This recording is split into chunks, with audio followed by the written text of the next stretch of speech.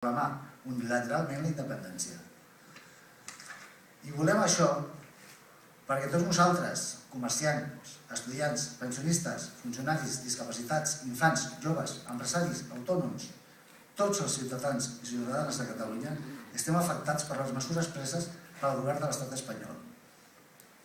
Però la situació de Catalunya és doblement alarmant, perquè aquestes mesures agrupen encara més la difícil situació econòmica que pateix el nostre país, com a conseqüència de l'espoli injust i indigne a què està sotmès per part del govern de l'Estat.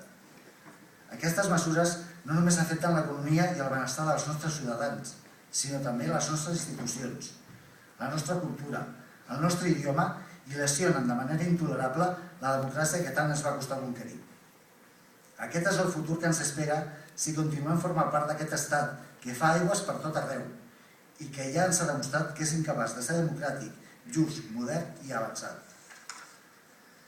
M'agradaria fer un petit parèntesi i llegir-vos uns quants titulars de la premsa internacional. L'execonomista en cap del Fons Monetari Internacional i actual professor de la Universitat de Harvard, Kenneth Roth, considera que Catalunya seria un dels països més rics del món si fos independent. Això era una font que sortia a l'Avui el 5 del 4 del 2011. El New York Times relata en titular un espoli fiscal inèdit a Europa. Edward Hook, un economista independent, estima que un 10% de PIB català marxa de Catalunya per sufragar les despeses d'altres regions espanyoles. A través dels impostos recaptats pel govern central de Madrid, i escriu en el seu article que els beneficis de la independència a llarg termini són enormes. Serien enormes.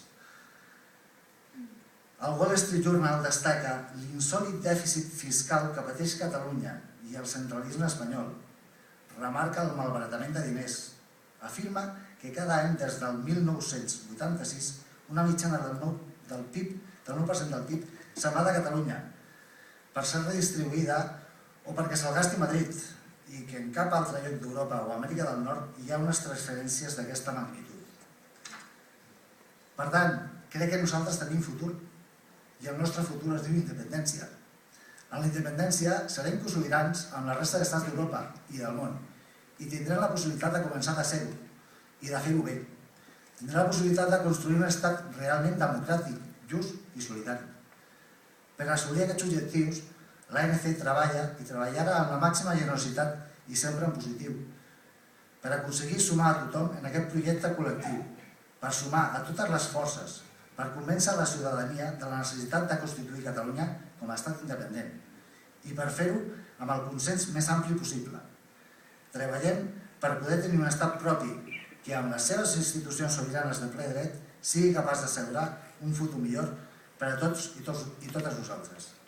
Moltíssimes gràcies per la vostra atenció i tot seguit dono la paraula al nostre company del Secretariat Nacional, Pere Pollés. Gràcies.